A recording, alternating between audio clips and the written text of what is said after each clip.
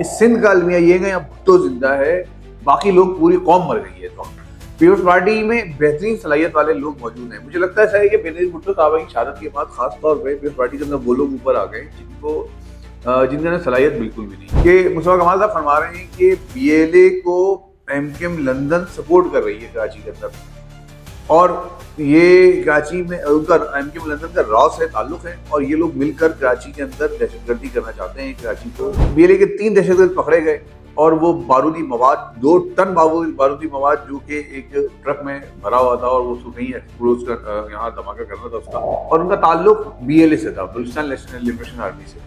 और ये वो लोग हैं जो कि पाकिस्तान के खिलाफ मुसलसल हिंदुस्तान की मदद से और अफगानिस्तान में बैठे हुए टीटीपी की मदद से पाकिस्तान के खिलाफ साजिशें कर रहे हैं, पाकिस्तान के खिलाफ दहशतगर्दी कर रहे हैं। हजार इख्तिलाफ के बावजूद शहबाज शरीफ, मरीम नवाज या वो खानदानी सियासत वो एक अलग मौजू है और यकीनन उससे इख्तिलाफ है, लेकिन इससे इनकार नहीं किया जा सकता कि मरीम नवाज ने या शहबाज शरीफ ने सुबह पंजाब में और खासतौर पर लाहौर में जो काम किया है वो वहाँ नजर भी आता है, वहाँ के लोगों को सुकून भी देता है। उनका काम ये है मेयर कराची का कि वो मेयर कराची नहीं है, मेयर खुदाई है। उनका काम ये है कि वो घूमते रहते हैं शहर के अंदर, देखते हैं भाई ये जगह खाली है, ये सड़क बाकी है, चलो इसको खोद देते हैं जरा।